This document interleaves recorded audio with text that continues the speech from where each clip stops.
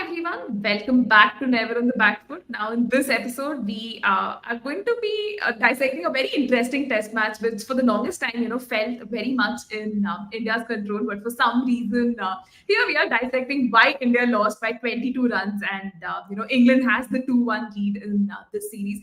We'll obviously be unpacking all the key moments from the match, major talking points, and basically, just talking our hearts out about why India was not on the right side of the result and why England ended up, just winning the test match. So, hi, Aman. Hi, Hariprasad. I'm sure you guys have a lot of thoughts, which we will, kind of, again, unpack through the course of our discussion. I'll start off with Hariprasad first on, your first thoughts about the match at large, right? A match that did last all 5 days. The pitch was behaving a little funny through the days, and we got to see some interesting battles. But yeah, just what are your first thoughts? Always a pleasure to witness a test match at Lord's, I mean, the home of cricket as they call it. And expectedly so, it was a thriller of a game, a peak test cricket as everyone would call it. It was a fighting, both the teams were fighting actually. Good test cricket across all the 5 days.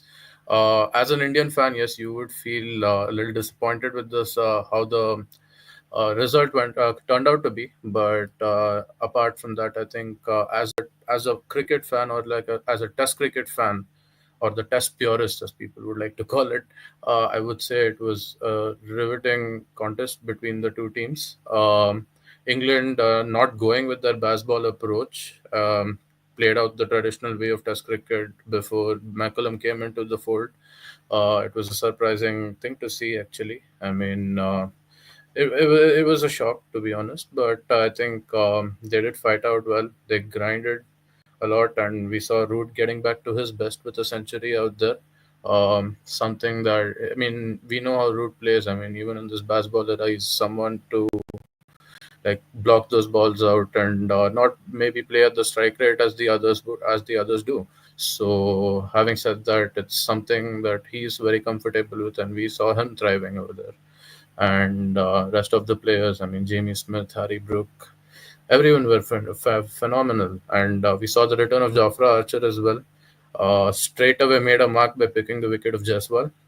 And I would say he's well and back into the test fold. And despite the fact that he just had one spell of 18 overs in red ball cricket in the last 18 months, it just felt like he never left. And that was really nice to see, actually. And apart from that, I think it was a really good contest of Test cricket, and hopefully there are many more games. Hopefully the next two games turn out to be something similar.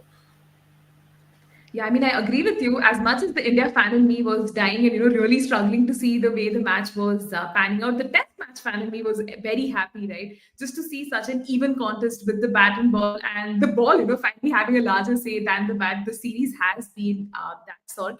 But Naman, let's also get your thoughts on just how the entire match transpired. Like your just initial thoughts. It must be hurting, right? After watching 5 days of good cricket, you still see, India not winning. So yeah, your first thoughts? Uh, Lost for a few words, to be honest, the way things ended yesterday around the same time, 24 hours ago. Like, but yeah, when you start to recollect, you really look back and realize there was so much that happened in this particular game itself. So many things to look back once we start looking at the scorecard, that what happened on day one, how did day two progress. And it really feels like it was 15 sessions of exciting play throughout the game. Both sides had their great moments. It was literally even Stevens at the end of the first innings for both the sides. The scores were level at the end of towards the end of day three, and there was really, the game was really poised pretty well for both of them. And just that, on like when it really mattered, England really put on the best performance that they could have in the moment, and they went on to clutch the game. Uh, sorry, hold the game for themselves. And to just look back, I think there are a lot of memories. I think from a player's perspective, I think again players like Ben Stokes, Ravindra Jadeja, KL Rahul. I think this game was a testament to how solid these guys are as players. What do they bring to the table, and how do why they belong at the test level. I think all three of them have really put on a great display for that.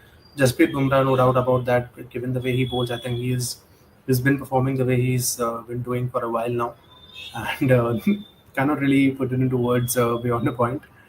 And Joe Root goes the same for him as well. So just that when you look back to across both the teams, there is not just one player that you see who really turned the game for them. Both the sides had multiple players standing up at various points of time. But of course, the contributions from the two all-rounders, the two most experienced players across both the sides, they really stood up and it mattered the most.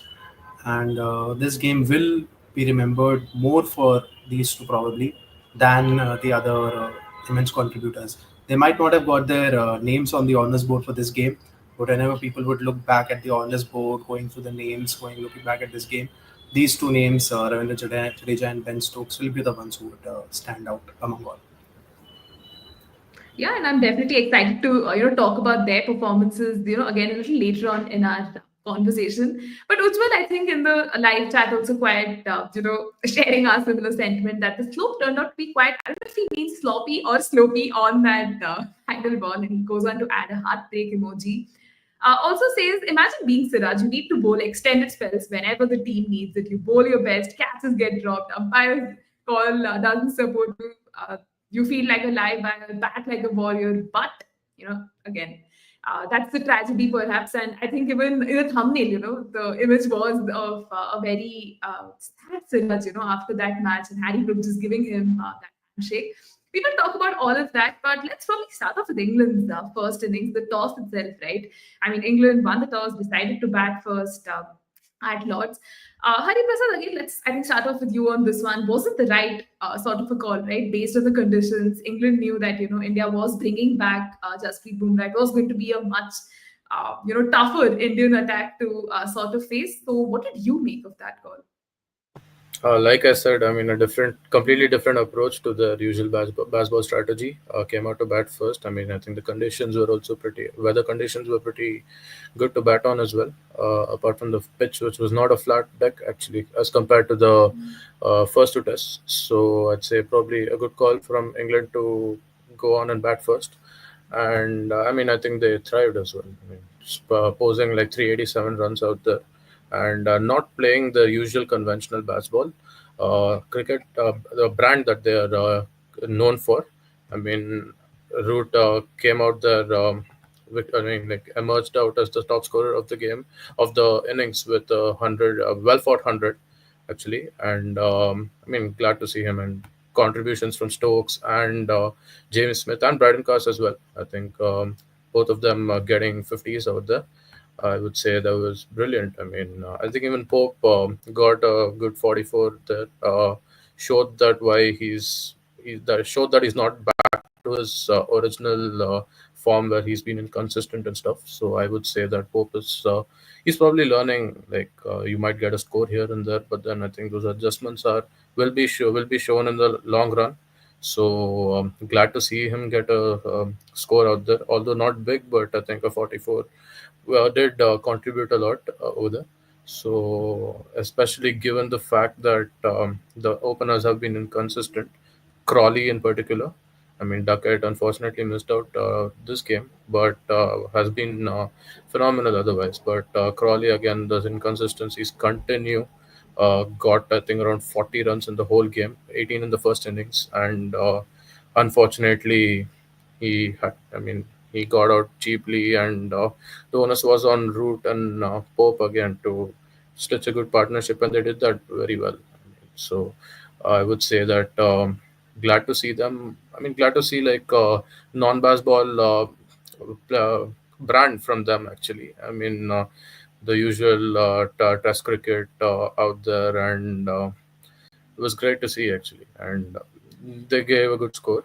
And from the bowling point of view, I would say happy to see Bumrah back. I mean, it was a no-brainer that he would be coming back. But then, yeah, I mean, glad to see him back, and Akashdeep keep his place in the playing 11 as well after his exploits in Birmingham. Unfortunately, wicketless, but then I would say glad that he played out there. and unfortunate injury to Pant, which basically ensured that he could not keep the whole game from the first innings onwards. And that saw Dhruv Jurel coming in and taking the wickets. We'll get to his keeping later because there's a lot to be spoken about that. But yeah, he had to fill in out there and keep wickets. So I would say, and one thing that really surprised me was seeing Nitish bowl a lot of overs. He bowled 17 overs in the first innings, and the double strike in that over. That was great to see, I would say.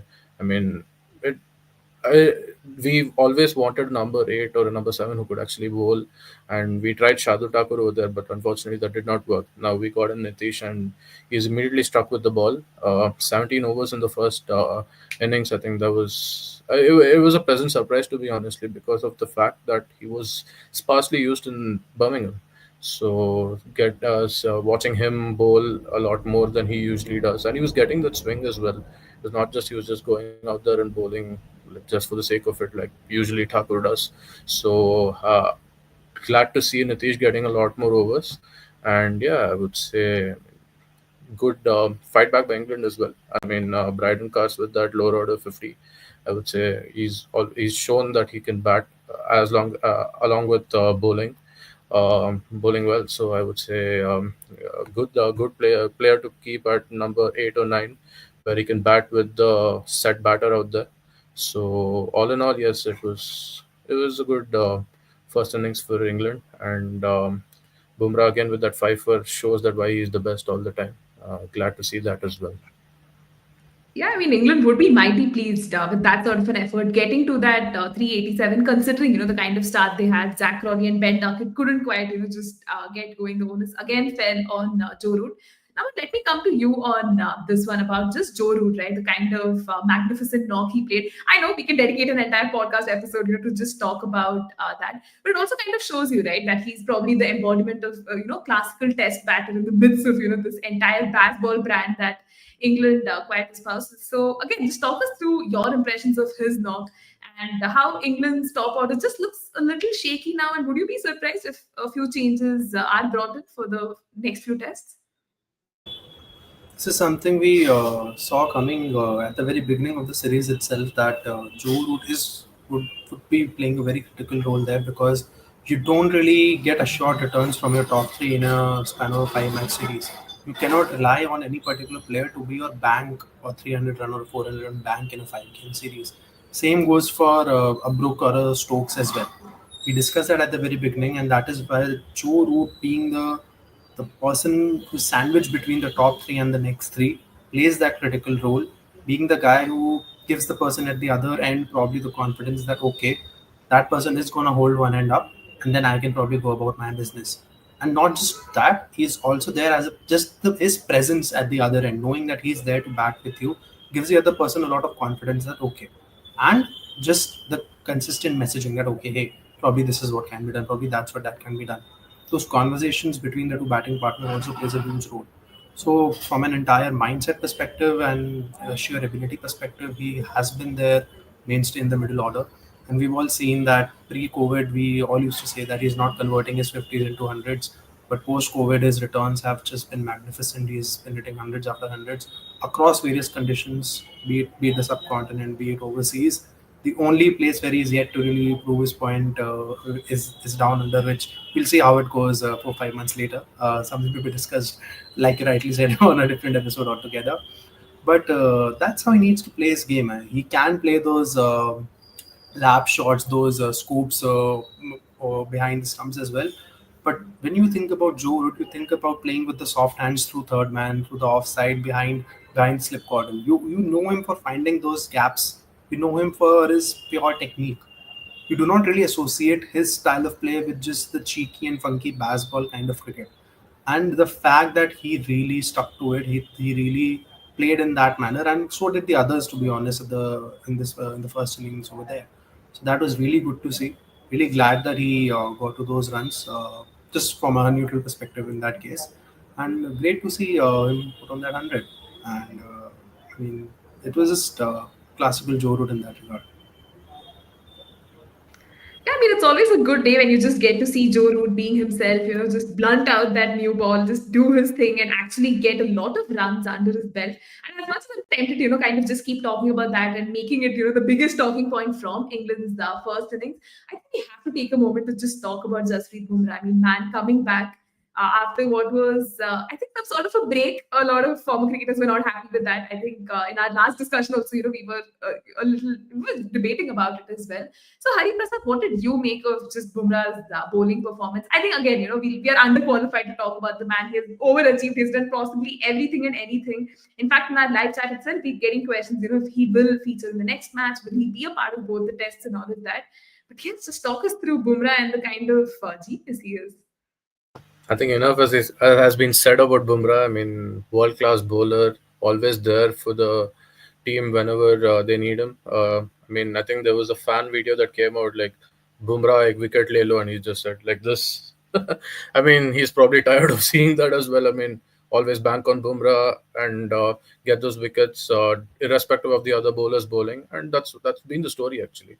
Uh, Even the captain himself in the Border Gavaskar Trophy always went back to Bumrah whenever they wanted a strike, and it went to a point where he just said like "Baskar bhai, maine se aur nahi hoga." And I mean, it was unfortunate, but that's just the kind of a bowler he is. I mean, not throwing shade out on any captain over here, but that's just a testament to how great a bowler he is, and how he's always there to strike whenever required. And he just continued that in the Lord's Test match as well with a fifer, and finally getting his name on the honours board. So glad to see him there in the honours board as well. But unfortunately, I mean, the it's a general consensus whenever Bumrah is performing, the focus is completely on him and never on the other bowlers. I mean, the other bowlers are like fairly ignored. Unfortunately, that's the case. But I think this time it wasn't exactly the case, though. I would say that the other bowlers did step up whenever required. Siraj got a couple of wickets, Nitish with a couple of wickets as well, and Ravindra Jadeja with one more. So I would say that I think he did get more support as compared to the other situations that has been there before. So Bumrah did get enough support from his other bowlers, and I was actually really happy to see that the distribution of the overs between the bowlers was fairly even. I mean, Washington bowled like 10 overs, but apart from that, I think and Jadeja with 12. But apart from that, I think all the other pacers at least bowled like 15 plus overs. So it just goes to say that okay, fine. Even though you're like the most bankable bowler in the side, but that doesn't mean we're gonna overwork you and keep bowling you all the time. Sure, we'll get you in these crunch situations where the wicket is required, but then that doesn't mean we just keep bowling you over and over again. So seeing both Siraj and Akashdeep also bowl like 20 plus overs along with Bumrah, this shows that okay, I mean there's a lot of trust between the bowlers as well to show that they strike. And unfortunately, Akashdeep did not get a wicket, but then the others did. So this goes to say that okay, I mean even though you're the best bowler, we will be working around your workload as well. That's exactly why he was rested in the second test at Birmingham. And going on forward, I won't be surprised if he plays both the games because of the situation that we are in the points. I mean, in the standing of the series. But probably they might rest him for another game. Maybe the Oval. Can't say actually because we need to rest Siraj for a game as well. He's been playing 3 games on the trot, and I guess he deserves a game of rest here and there. Won't be surprised if he plays as well, honestly speaking, because the loss will be hurting, and probably want to get your best bowler players out there. But I mean, the workload has to be managed at the end of the day, so won't be surprised if either of them or both miss out. But again, happy to see Bumrah back in the side and picking those wickets as he's always known for. Exactly. It's again, a very nice sight when Bumrah is just doing his things. And for all our viewers who have joined in, there was this article actually written by Nitin Naik as well, where he's talking about Bumrah and the kind of workload he has, and how even Siraj has equally contributed, but just goes under the radar, often a stroll, and is in the news for the wrong reasons. But the man has done his due diligence too, and hopefully, he kind of gets the rest he needs. They don't kind of overboard him and injure him as well. But in live chat, we have a couple of interesting questions coming in. Akshat goes on to ask us, will India go with Arshdeep and Ishwaran in the next game, considering Karun is not scoring big runs and probably getting in an extra seamer in for his spinner would sort of make sense. Naman, I'll probably direct this one to you and just, ask you to elaborate probably on the Karun Nair aspect as well, right? Although he's been scoring some runs, it hasn't been, much to the kind of expectations that the fans had and all of that. So do you think India would be sort of forced to bring in Sai Sudarshan Bracken? Do you see Ishwaran coming in the mix? This is such an important test. So a lot of permutations and combinations possible, or do you think India will continue sticking with Karun because of the weight of reputation he brings in? To begin with, of course, his performances have really not been up to the mark, not to the level that we would expect, and not really to the level that he himself would expect of himself, especially after getting that one chance that he was so desperately waiting for. So that's one part of it. Secondly, if you look at the way he's gone about in the few innings that we have seen him, not few, it's been around 6 innings now. So he has looked decent. He's not looked completely out of sorts. He looks that he has some sort of control in his game. He's been able to play some good shots. He's played some beautiful drives to the covers, so that's there to be seen as well. But his dismissals have, like, especially the one in the second innings was totally bizarre. He just left one ball that was nipping in, coming in straight, and just it was a very poor call of judgment on his part over there. But whether they should take a call on keeping him in the squad or not, I'm in the 11 or not, I'm not very sure whether dropping him for the next game will really, or for the next two games will really solve a great deal of purpose to whoever gets the chance after this. Because you've already given Sai Sudarshan just one game, and if you are just you're leaving him out for two games and then bringing him back again, even in these two games, if he probably doesn't go on to get the required results, you wouldn't really know what to do with him in the future. At least if you pack Karun maybe for one more game, only because of the manner in which he's played whenever, however long he's been in. And he has grown slightly more in confidence, to be honest. Previously, there was a pattern to the way he was getting out. He was just nicking off deliveries which were fuller and nicking edge behind. So maybe, not out of the results that he has brought in, but just out of the potential and the signs that he has shown, probably back him for one more game. Let's be a bit more patient and see what are the results that you can yield, and then see how it goes at Manchester. Because even if you talking about Ishwaran here, he's deserved his debut for quite some time. But the unfortunate thing with him has been that right before the start of a major series, be it the BGT down under and this one as well, during the shadow games, he just fell short on runs a bit, and that's where the likes of Padikkal, the likes of Sai Sudarshan and Karun Nair made a better case for their selection in the 11 in those conditions. I mean, we were hearing murmurs about Ishwaran really not looking at ease in the Australian conditions back there, and the likes of the DDP probably did a bit better than he did, and then they got the chance. So while he's a good shot, but given how things stand right now, maybe just persist with Karun for one more game, see what he can bring, see what he can do. Just being included shows a big sign of confidence in him. And one more thing that has probably not been spoken about enough is how good he's been in the slips. He's really taken all the chances that have come his way, and already it's a new slip cordon. People are still adjusting to how they are going about it. You've seen Jaiswal drop a few catches. You've seen KL drop a major catch in this game, which I was going to talk about. So probably the safest pair of hands that you've had with Slip Cordon throughout this series, you'd probably want to retain him for the next game. So all in all, I'd say just give him one more game and see how things stand, and probably take a call thereafter. About Arshdeep getting a chance, I mean, at the very beginning we had considered the possibility of playing four pacers with the lone spinner and Arshdeep being one of them. However, the way things have panned out recently, Boshi has really shown that he deserves a spot in this team. With the bat, with the ball, he has been effective. So probably he might hold on to it.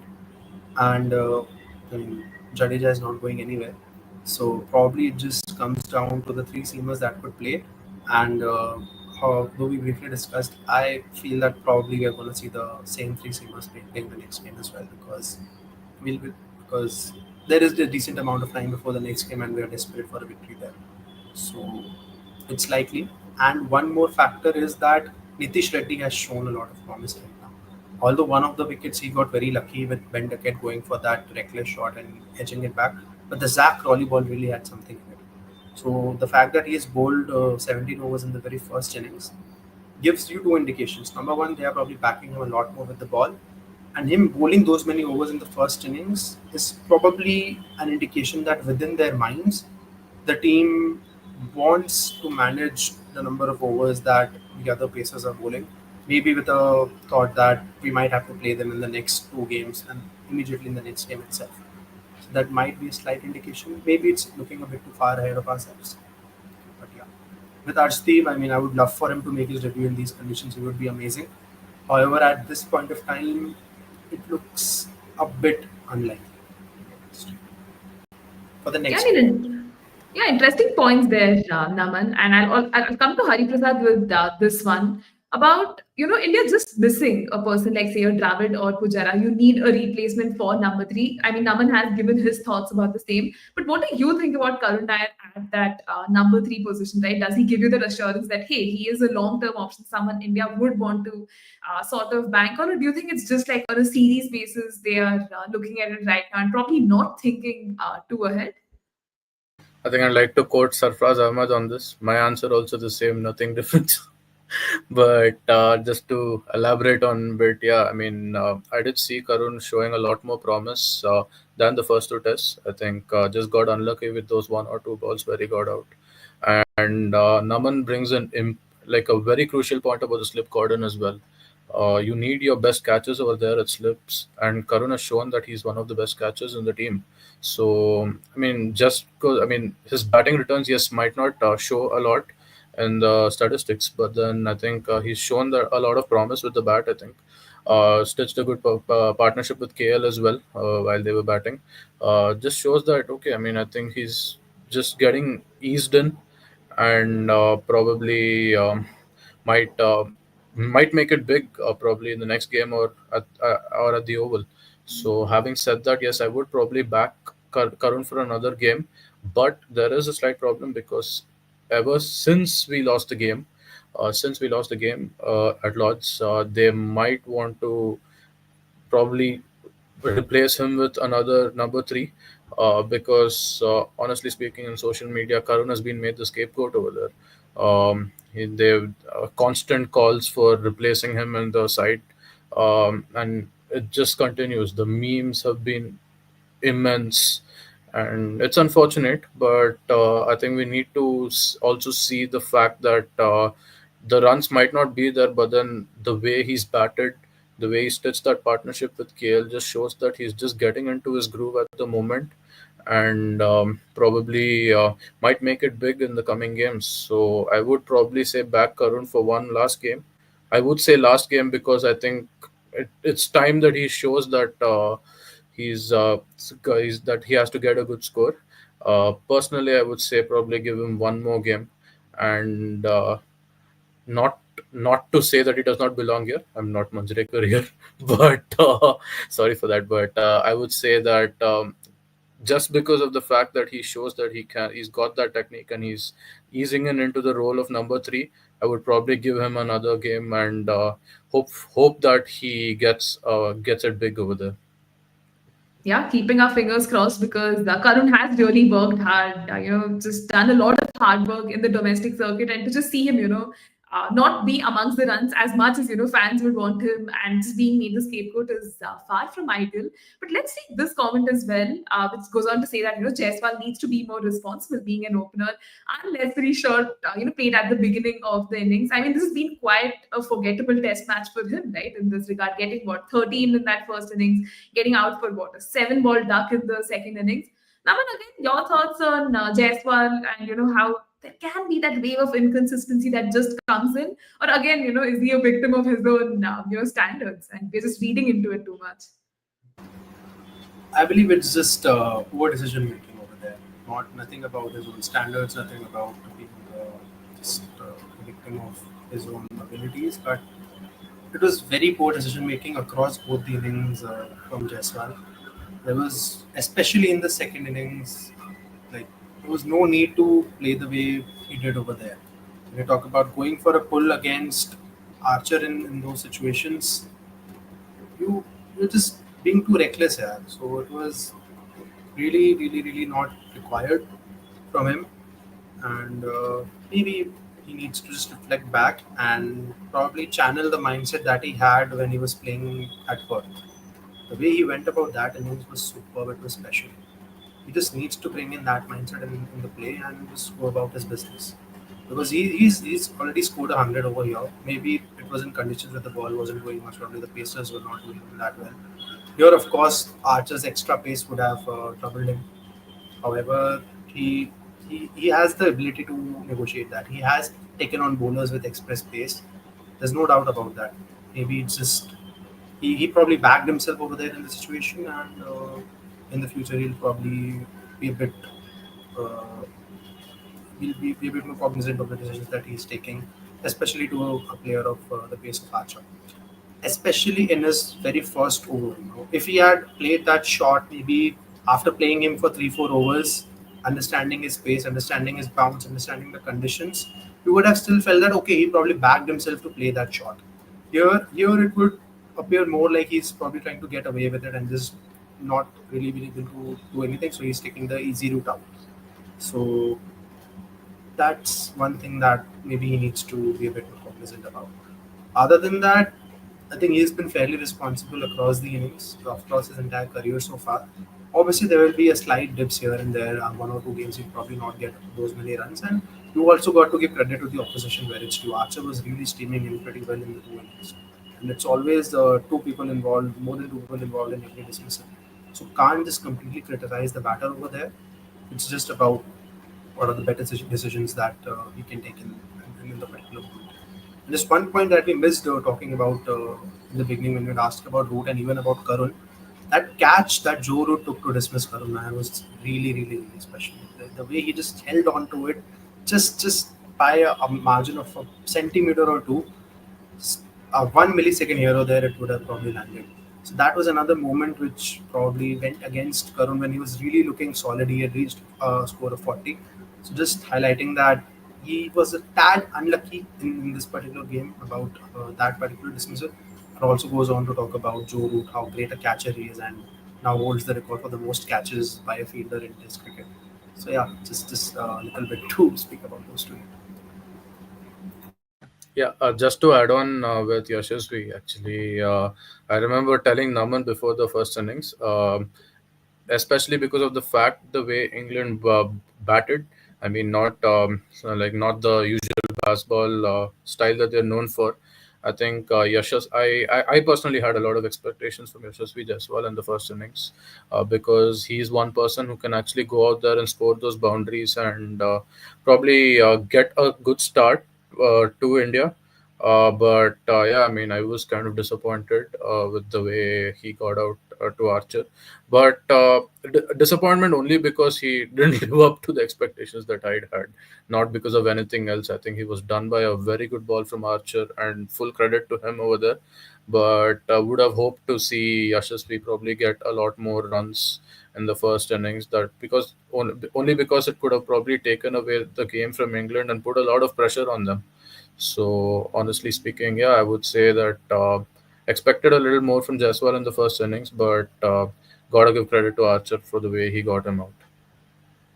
Yeah, that's very true. And again, just probably looking at India's first innings, getting out on an identical 387. Again, the highlight of the innings had to be KL Rahul, right? That magnificent century. Again, man was playing so well, looking poised for probably like a 200 also with the way he was going. But again, it was just that sort of a dismissal you feel, he could have probably made the most of it. Naman, yeah, I'll just come over to you on this one about KL's performance. Like, how pleased were you with that century? The kind of form that he's been in has been super impressive, right? Just getting that kind of support. Say Rishabh Pant coming in later with still playing through injury. Jadeja again, stepping up as a batter. So, how would you look at like India's first innings, just in the context of KL's knock and how others chipped into? So I think in the past three games itself, he's shown why he has been extremely unlucky with regards to his spot in the Test side, being consistently scarred with injuries throughout his Test career, and then being moving up and down the order here and there. He's always just needed a consistent run at a particular spot, and then he's been showing the results over here.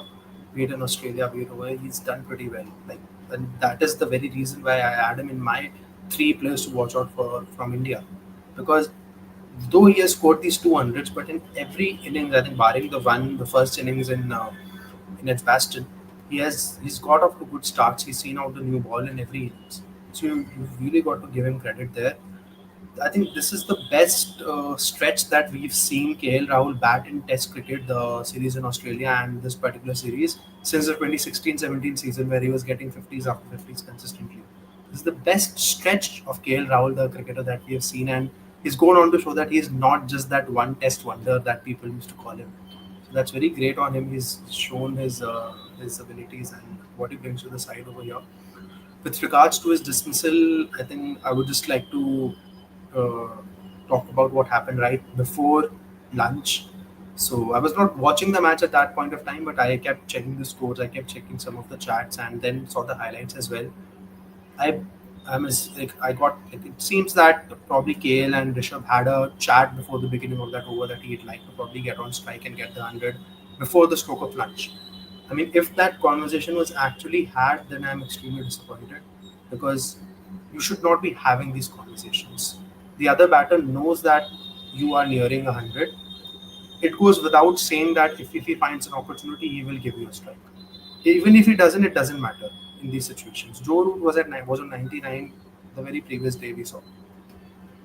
So if you are good enough to get to 98, you'll be good enough to get to the 100 right after lunch as well. There's no question about that. And especially a player of KL's quality, the chat shouldn't have even been had if it was. Now just coming to that incident, I saw the highlights. I saw the entire replay, how it panned out. Pant went for the run as well. So did KL. It was a masterstroke from Ben Stokes to go to the other end, the non-striker's end over there, which was a great thing on his part. However, KL is just being made the scapegoat of that particular run out, that he wanted 100. He was not playing for the team. He was playing for himself. I don't really want to put the blame on KL in that perspective, because Rishabh, at no point did Rishabh look hesitant for the run. He played the shot, he was ball watching for a while, and then he started off. He was probably not very quick to start off on his run. At no point did he show his reluctance, and even towards it, probably it was not the quickest that we've seen him running. Even in the recent times itself, it was not his quickest run, and we didn't even see him putting in a dive over there. And he missed out by a very small margin. It goes on to show that a run was possible. Was it risky? Definitely. It was very risky. Was it required in the context of the game? No. You could have gone on to just avoid that single. Was it impossible? Absolutely not. It was very possible to get the run over there. It's just probably an inch here or there, and he would have been in. And of course, a masterstroke from Ben Stokes over there in the moment. Like, he also mentioned that he saw in his peripheral vision that probably that is the end that he should go for, and he just ended up nailing that through. So, you got to give credit to him. And yeah, it ended up being the turning point of the match, because India could not go on to register a lead in the first innings, because they were really, really, really set to. Because Rishabh Pant was looking set, KL Rahul was looking set. Had both of them continued post lunch, we would have really seen a different outcome at the end of the first innings. And probably somewhere or the other, that run out was playing in the mind of KL Rahul, and just like he would probably be feeling it within himself that that run was not required, and maybe to get him to the strike, he ended up getting out. And we know how KL can get. We know how his mind can play tricks with him in such situations. And maybe right after he got off to his 100, he was feeling a sigh of relief, and then a lapse of concentration, he ended up taking it to behind the stumps. So that is where we see it. However, no credit should be taken away from him the way he's batted, even in the first innings as well as in the second innings. There as well, we'll get to talk about it later on. However, he's very crucial for us. He's got to keep playing this way. He's got to keep seeing out the new ball. He's got to be the one to just tire out the bowlers in the first and the second spells. And we've seen that the ball really doesn't do much after the first 30-40 overs. He's got to be the man from our team to play these 30-40 overs at least, and then set the stage for the strikers in the form of the Rishabh Pants, the Jadejas, the Reddys, the Sundars, to just take it ahead from there and score at a quick rate. Yeah, I mean, KL did play that sort of an innings, which, again, I keep saying was the highlight of India's first innings. But let's look at even England's bowling, right? I mean, Chris Woakes, all credit to him. Man picked up like 3 wickets, although, didn't get as much support as he would have liked. But you still had like Jofra Archer, you had Ben Stokes also, just chipping in with those wickets. So, Hariprasad, I'll just come to you on this one about England's bowling performance at large. Like, were you convinced? Because Shoaib Bashir has been that sort of for the lack of a better word, I'd probably just say weak link in that bowling lineup. And we now, see Liam Dawson being drafted into the squad, and a lot of changes happening in that regard. But what did you make of just England's bowling in that first innings of India? Unfortunate for India or England, I'm not sure, but yeah, Shoaib Rashidi is ruled out of that series, and yeah, Dawson replaces him. But apart from that, I think happy to see Archer back again. Like I mentioned, it just felt like he never left. He's just back in here and bowling those quick fire 140s, 150s, like he's usually known to. And that made a lot of difference in this pitch because I think India were going well until that run out at least. And even after that, I think Jadeja and Reddy did get a good partnership here and there. And Washi as well for that 23 that he scored. But I think Archer being there was it was a pressurizing situation for India because might not have picked a lot of wickets. He just got a couple of wickets at the end of the day, but then that economy rate of 2.22 just shows that he kept putting a lot of pressure on India and ensure that they do not rotate strike or something like that. So that just basically shows that Archer being there made a lot of difference to the side, to the bowling of England, and he just went on to and the other bowlers basically capitalized on it with Woakes picking like 3 wickets, but Braden Cast with 1, Stokes with 2 himself, and Bashir getting 1 as well. So I would say that I think the effect of Archer in that side was clearly seen, and that just basically helped him and the other bowlers to capitalize on that as well. So all in all, pretty impressed with England's bowling out there. So and would like to see that continue probably in the next game as well at Old Trafford. Yeah, it will be interesting to see how that pans out. And I think in comments we get, that Atkinson might come in for Bogues probably, in the next test. So let's see if that eventually does end up happening.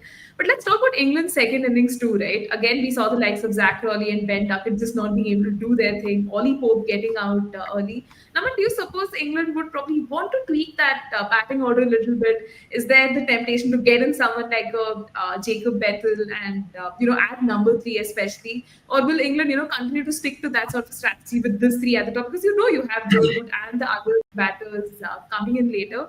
But at large too, right? The discourse about England's second innings was that they were probably just too complacent and they were overconfident that, hey, we can put any total and probably still defend. It did work out eventually for the better. But then just your thoughts on England's second innings? Just let's move half an hour before England's second innings started. We saw that we were probably 7 or 8 down, and we were nearing stumps around the same time, and we were trailing by around, I think, 5 or 10 odd runs 20 minutes or 30 minutes before. I think at 30 minutes before stumps, we were around trailing by 10 or 5 runs. In that moment, as India, you probably are not going to get much out of your batters at that point, though they ended up proving otherwise in the second innings, but not at the first innings at least. Shouldn't they have declared earlier and having gotten around 5-6 overs of a crack at the English opening pair. We've been able to get them out in such situations before, right before stumps. Why did that not happen? I believe that was a place where they could have thought a bit more aggressively.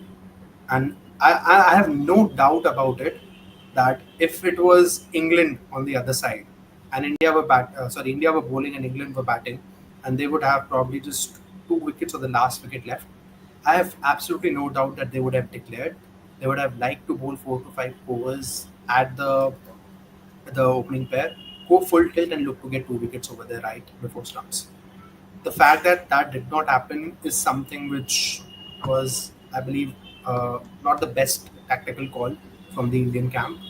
And then we saw the last over, the 1 over of the day before stumps, all the animation, all the anger that was vented out with Crawley and Duckett taking their sweet time. Some words were exchanged, and the entire theatrics of the game. Many people are calling it to be a bit unnecessary and all, but I absolutely thought it was fair on both the sides. It was fair on Crawley and Duckett to take their own sweet time, delay the proceedings as much as possible, and just play out that 1 over, which they succeeded at, and they succeeded at not losing a wicket. So good on them. From India's side as well, in that particular moment, it was, I think, fair to just pull the leg of the opposition a bit, and yeah, things get heated up in these moments, and that's what makes the game interesting. Now coming on to the way England batted in the third innings, I could not watch the entirety of it, but looking back at things, they started off on a decent note. Like at least the openers put on a slight partnership. They did not get out immediately, although Duckett lasted around 12 balls itself. To beauty from Siraj. I mean, he really stepped up in the second innings with the ball, and then probably like the way they've looked throughout in the batting order. Root showed some solidity, Stokes showed some solidity, and apart from that, Stokes was good. I mean, this game we must talk about Stokes. He put on a 44 in the first innings and a 33 in the second innings. He's given those valuable contributions across the 2 innings of England's batting. So that has really been a very important feature, because if those runs had not been coming into the play, we might have seen a different result out there at the end. So that goes on to speak about that England were not as reckless as they've probably been in the past, because they managed to play out 60 overs even then. And until that spell from Washington Sundar, where he ended up getting all those wickets, just clean bowling the opposition's batters, they were actually looking in a decent situation. But then the masterclass spells from Bumrah and that spell from Washi just broke the back of the England batting. And yeah, it's just, I think they would have liked to put on some more runs. I think they missed out on getting a few runs from Jamie Smith, which they were too used to throughout this Test series. But like he's bound to fail once or twice now and then, and it's absolutely fine. And yeah, if they would have liked to get at least 50 runs more on the board. Just from a perspective, going in defending 250, they would have been much more confident. However, we saw what they did with even the 192 that they had to defend. And with regards to the Indian bowling in this particular innings, I think everybody chipped in here and there. Akashdeep was much better in the second innings than he was in the first innings. He did find the right lengths in the first innings. In the second innings, he was better in that regard. Service as per usual from Bumrah and Siraj. Siraj with his aggression, pouring his heart out, wearing his heart on the sleeve, out on his sleeve, as he always does. And with the spinners chipping in with their economical spells as well. So it was more or less on what you would expect from third innings. They tried to go the Basel way to an extent, but not just absolutely reckless cricket either. They did try to put a price to their wicket, but we know that it's not their natural style for most of the batters, and especially given the situation, given the context, it would not be their natural approach to just play out more time than they would rather try to look for more runs than playing out time in that particular situation, and that's what played out. I'd just And like to probably, add in here. hmm. I think one thing that needs to be pointed out. I mean, I was a little disappointed with Dhruv Jurel as well, but not entirely, because I think he was asked in to come in as a standby keeper because of Pant's injury. But then leaving 25 buys does not give the right example. I mean, even though England scored like around 192 runs, I think 25 of them coming by just buys. I think that does show that shows a little bit of lethargy over there or lack of match practice. I don't know, but leaving 25 buys out there was surely not acceptable in my opinion. Because being a keeper, I think you should be able to like block as many runs as you can and like probably hold on to those catches whenever it's when the bowler bowls. So seeing 25 buys over there, and it kind of made a difference actually with England winning by 22 runs. Had these buys been avoided, maybe we would have seen a different result out there, or probably I don't know, would have got the match closer to an extent. Probably put a lot of more pressure on England and probably have had a lower score from them in the second innings that they batted. But those buys did cost us at the end of the day, and unfortunately we probably conceded a bit too much, even though the target was kind of paltry. But yeah, those buys did make a difference, and was kind of disappointing to see from Dhruv Jural. But at the same time, can't really blame him out over there. I mean, it was a completely different situation for him out there, asking him to come in and probably keep wickets just because Pant was injured. So it probably would have made a change in his mindset and stuff like that. Like, okay, fine, I'm just here out to like give drinks during the breaks, but then here I am padding up to keep and probably. Like a fill in for the main keeper out there. So a shift in mindset probably would have resulted in that. But we know Dhruv to be a good keeper. So seeing this kind of a performance from him was kind of disappointing, but can't put him at fault entirely for this either. I I think wouldn't again, just attribute a lot to his sorry, I wouldn't attribute a lot to his mind not being in the picture because as the backup keeper, you always should be ready to probably go in and fill in for the frontline keeper. You know how often keepers get hit on their fingers, and at any point of time, and you know that with Pant as well, the amount of batting that he's been doing, you should be expecting to probably go in any moment to keep for him, replace him. So if it is a mindset issue, then probably he's not doing enough drills in the background. Because at any point, if you are the backup keeper, you've got to be ready to play a game. You've got to be ready to come in and keep at any point of time. We saw Ridhaman Saha back in Australia when I think it was the third game of the series in Sydney, or I think it was Sydney or Gabba, one of those, where he just came in and kept for Rishabh Pant and he did the seamless job. So I don't think it is, but if it is a mindset problem, then maybe the coaches really need to work it out and make sure that the required drills are being put into the picture. And one more thing, if we talk about in England, the ball really wobbles around a lot after passing the batter, and it really just moves away. And one more place that we know our bowlers also tend to spray down a bit too wide at times. So a lot of those runs would also stem from the fact that you would probably just misjudge the pace of the wicket and the pace as well as the movement that the ball would get. Now, if a keeper has been there throughout the innings, he knows the pace of the ball. He knows the kind of movement that he should anticipate. But for him coming in the first innings, we could probably cut him some slack. But the same things repeating in the second innings is where I believe the major problem lies. He should have been able to get the pace of the wicket by then. And like Hari mentioned, he's known to be a great keeper. And in the first innings, he did take some very good grabs there as well. So we've got to mention that too here. However, maybe probably it being his very first tour here, first time he's keeping in a match, so that plays a difference. It's one thing that you're doing your drills, you're doing something on the side wickets, but it's another thing to play on a wicket that is probably now gotten a few overs older, and then getting a sense of how you go about it. So yeah, like all learning, it's going to be a steep learning curve for him to play in these conditions. Yeah, I mean, fair points both of you bring in. And there's this other question actually that came earlier in our chat from Harshit actually, which goes on to say, was India's decision to play with only four frontline bowlers a costly mistake, right? This is a low scoring thriller. So I'll probably direct this one to Hariprasad, like, just this decision, right, of playing with just the four bowlers. I mean, Washington did come good, right, in India's, in England's second innings, getting those four wickets as well. But again, your thoughts on this?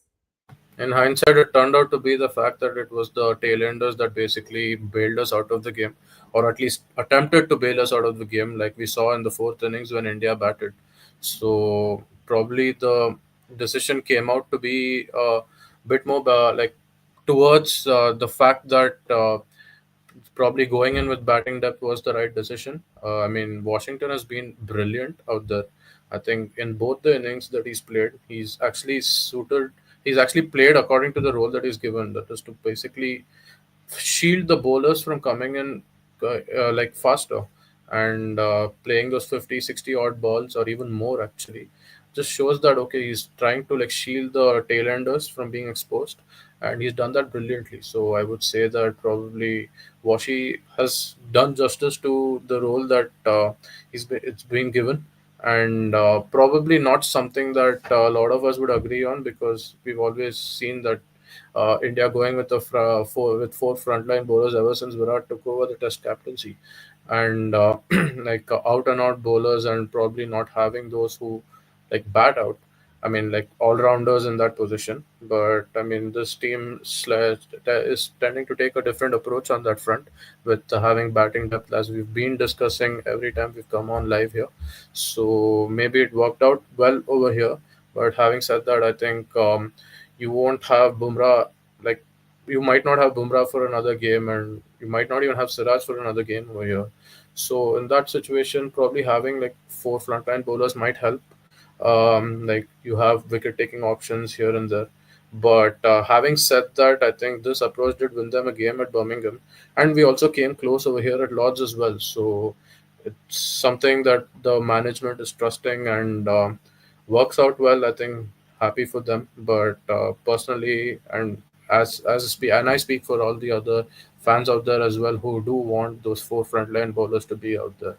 But all in all, I mean, it would be a 50-50 from my end. If the management backs this strategy and it works out for them, well and good. But personally, I would prefer to have those four frontline bowlers out there.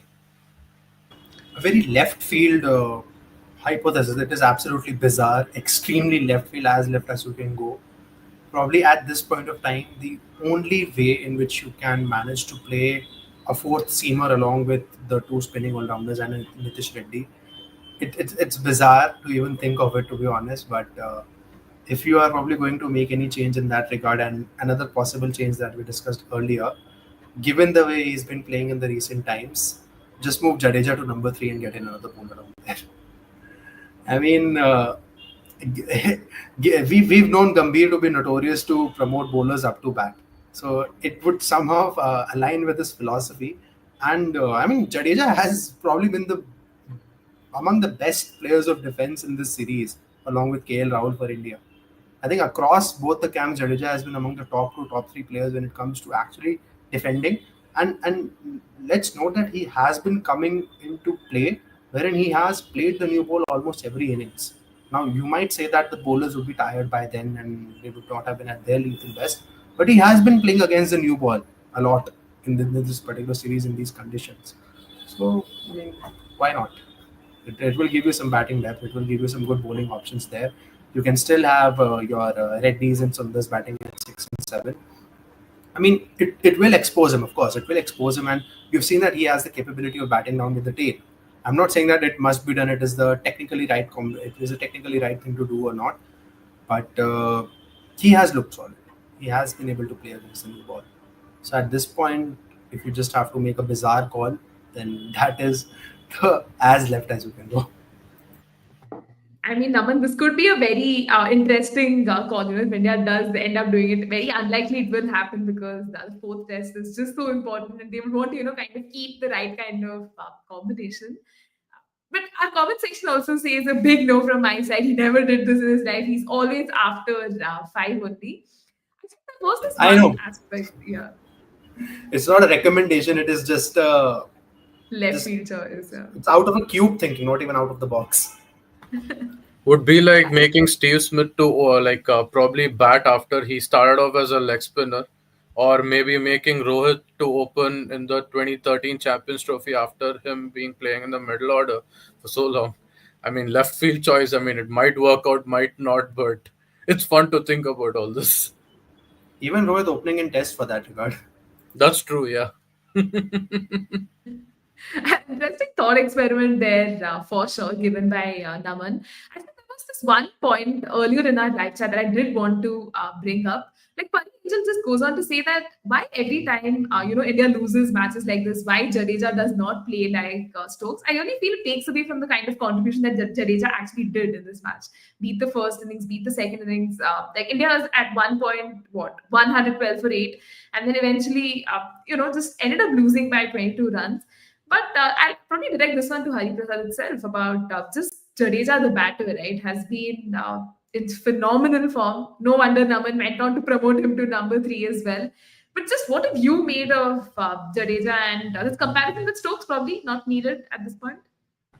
Time and time he's shown that why he is vital to this playing 11 in tests. And I think we discussed about this in a previous chat as well. But then Jadeja has to be there every time we go out to bat. I mean, play over there. He adds that balance and can click whenever required, and it's just shown by with him notching like 450s on the trot in this series, two in Birmingham and two over here at Lords, and it just shows that he's someone whom you can bank on, and it's clearly proven with the way he batted in that fourth innings out there. Batted with the tail, tried to get those runs. But with respect to why we did not win this game, I think actually I happened to see this post from Gurkirat Paji. So in this era where we basically have batters like working on the stroke play and they're here like increasing the range of hitting the balls more than their defensive. Jadeja has seemed to taken the other way around because we've seen Jadeja can strike the ball, but off late, even in other formats as well, we've been seeing Jadeja not having that range as much as he used to have, and he's become like a batter who can probably block those balls out, and that's what we kept seeing in the fourth innings as well. A lot of calls for him where he had to take those singles and probably rotate the strike. But that's the kind of player he is at the moment. He's someone who takes his time and like he does not have that range anymore. I mean, even though he came out of like came down the track of Chris Wilson scored that six, but I would say that it would come occasionally and probably and like coming back to this point where why we did not win, like I started off with earlier. I think that completely comes down to Ben Stokes. I mean, he's been in that exact situation before 6 years ago, and it just shows that he knows what the batter is thinking, having experienced that six years ago. Although he did not have, I mean, although Jadeja had someone like a Bumrah or a Siraj where they were blocking the balls, but it was even worse for Stokes back at Headingley against Australia, where Jack Leach could have been exposed and probably gone out as well. But he knows what's going on in the batter's mind and how to like probably see the team through victory, and that's where he kept like changing the field around and probably attacking setting attacking fields wherever possible, and ensuring that they do not get those singles. It was starting to get very difficult for Jadeja to rotate the strike around, and it was clearly shown. And that completely comes down to Stokes, the captain. I think that was terrific captaincy from him, and the fact that he bowled 22 overs on the trot, barring that that lunch break, if I'm not wrong.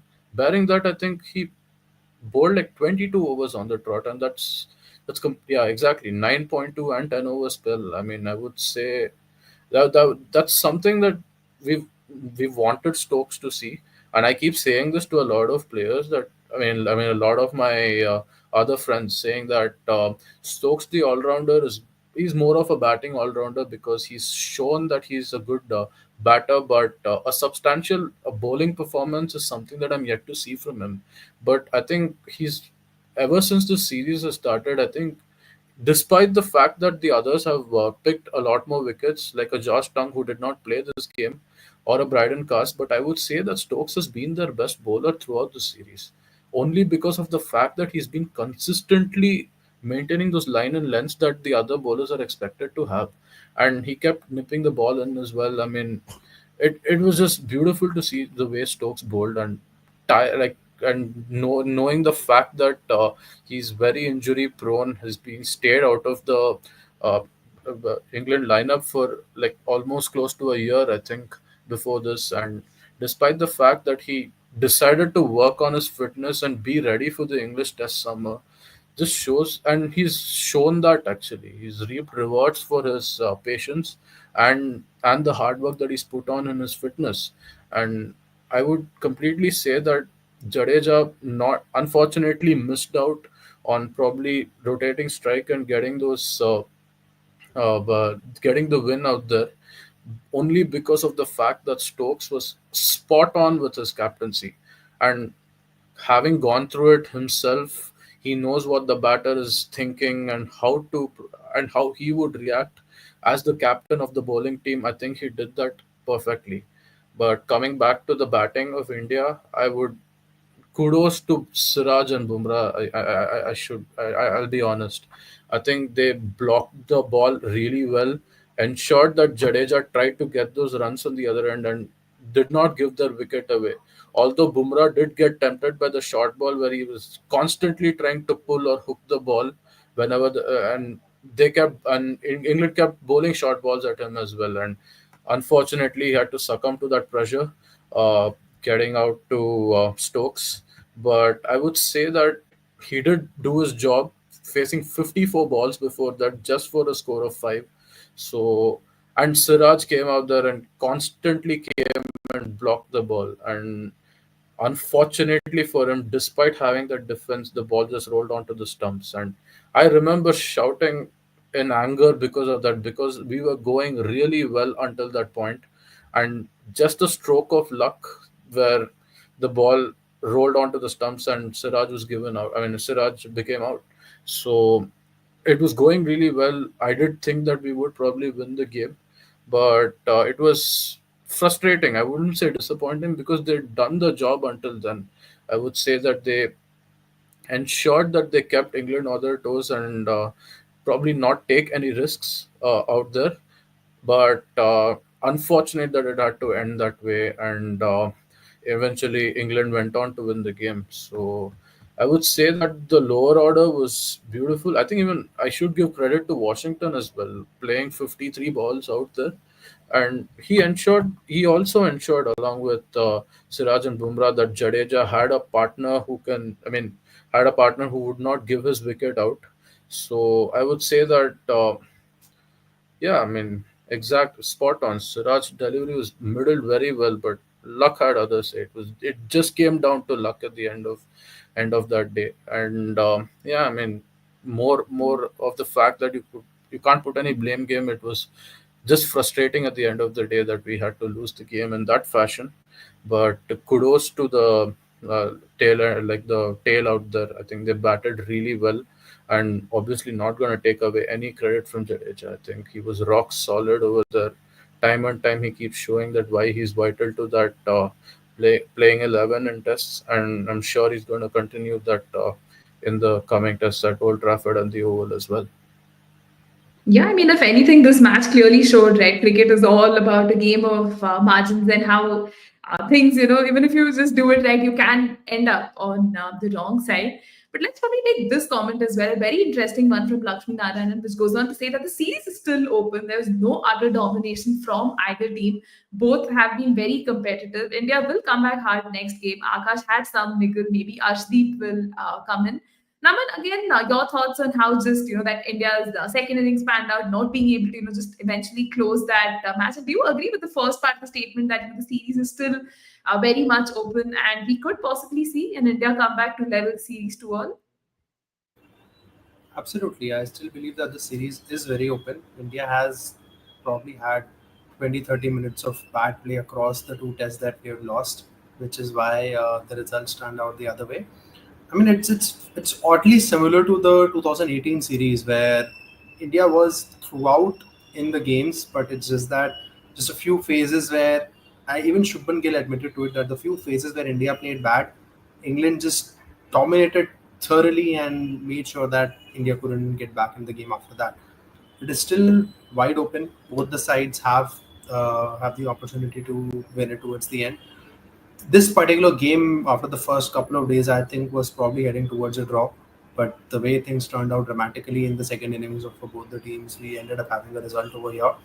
So now at this point of time, although there's probably rain expected in Manchester, I do believe that yeah, both the sides have it in them to uh, clinch the series either way. And about the selections, I feel this one thing. This game, England they won because of a very special performance of Ben Stokes, of course, and we must give credit to Bryden Cars. He has been a revelation with his bowling in this game, be it the first innings and especially the second innings. He was amazing. He was super. I think he's really become a much better player as the series has progressed. Though now the only question remains is whether he's also played 3 games in a row, so has Vokes. Now, do both of them play the fourth game? Who do you rest out? Do you rest both of them? Because it's probable that Gus Atkinson might come in. Ben Stokes, having bowled so much in this game, he himself admitted that he has probably given a lot more. Will he probably play the next game or the next couple of games with this much intensity with regards to the bowling or not? Because this game, it was visible on his face that he's desperate to win and he was giving his 120% to win the game. Now it's a question whether the same bowling combination turns up, the new bowlers who are coming in, are they really fitting along well? Archer did bowl well, he did bowl with the pace, but whether uh, he has a longevity in him to bowl in the next games. This game he got the support from the other bowlers. Next game with the other bowlers coming in, does he get the same amount of support or not? Is going to be a big question mark as well. And let's see how does the English pace attack comes around that. And with the Indians, I mean Akashdeep Singhal, I'm not sure if it's a very serious one. So if it's all good, I think he'll probably retain his spot. Uh, I've I've been saying it since the very beginning. I would love to see Arshdeep coming in over here. However, given the way things have been going, probably if all three are fit, I think they need to put on the best bowlers on the park in the next game. Ideally, you would want to rest Siraj for a game, but as Hari mentioned, doesn't seem likely. You want to win the next game. You want to go in 2 all at the Oval and then fight it out for the last win. So both the teams would want to put out their best front with regards to the bowling attack, and a lot would come down to the fitness and availability. And even I'm pretty sure even Bumrah and Siraj would want to play that game. They would not want to keep out of this one. Last time Shubman was very clear that Bumrah will not be playing the second game despite a defeat because they probably would have had some plans in mind. This time he mentioned that we'll get to know it eventually. So that clearly means that in their minds they are looking at both Bumrah and Siraj to play. And we've seen Reddy give a good amount of support to them as well. So if he steps up as a support bowler, it's probably good enough that we can retain this bowling attack. I'll just like to add a few things. I think the fact that we've got like around 8 days before the next game at Manchester, I don't mind. I mean, I wouldn't mind probably having both Bumrah and Siraj out there to play the game. Maybe one of them might be rested for the Oval game, but the fact that Old Trafford is a must-win game for us, having been 2-1 down in the series, I think we could manage the workloads of both Bumrah and Siraj in this period, given the fact that there are 8 days between the Lord's game and the Old Trafford game. So probably having both of them back in the side for the fourth test wouldn't be much of a problem. I feel like they would get their ample rest out there and probably be fresh to probably go out there. And like Naman mentioned, they would want to play your best bowling attack out there, and probably it's not the time for any experiments. And that's where you probably even bring out the number three vehicle as well. I mean, especially given the fact that you have to like probably, I mean, it's a must-win game for us at Old Trafford. You cannot be experimenting a lot this series. It'll be a huge risk if you want to experiment, and the same goes for our number three as well. I mean, probably give Karun another game in the series, and yes, and as we talked about before, I think he's been looking better.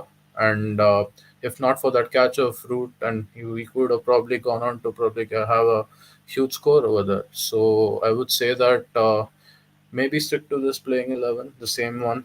Maybe I don't know. Maybe. I mean, I would probably stick to the same playing 11 in the next game as well, given the fact that we've got a lot of time before the fourth test starts. The only point of question could be the weather forecast. Apparently, it's rain is expected at Manchester during the course of that game. If the conditions are going to be overcast, then the temptation of, obviously, then in that case, you would be threatened that even you would not be able to score as many runs because we have struggled against the incoming delivery. Gill appeared to have worked it out in the first two games, but in this game, that again showed up. That's a cause of worry. Hopefully, it doesn't remain. But if the conditions are overcast, you want to go in with your best bowlers. Now, if on the day they feel like they probably want to play an additional pacer because of the weather, because of the overcast conditions, that probably remains the only point of contention of bringing in another bowler. And that is the only place where I can see Arshdeep probably coming in. Otherwise, I I think if the three other bowlers are fit, they have to be. No doubt that you need to rotate them for this game. And to add one more thing, I think the BCCI will be monitoring Pant's injury as well. I'm not sure of the extent of it. I don't know if it's been announced or anything, but in case Pant's finger injury is probably a lot more serious than it is, then probably we could see a Dhruv Jurel coming in to play that fourth test at Old Trafford. But apart from that, I don't see any other changes being made. I just hope they don't make KL Rahul keep.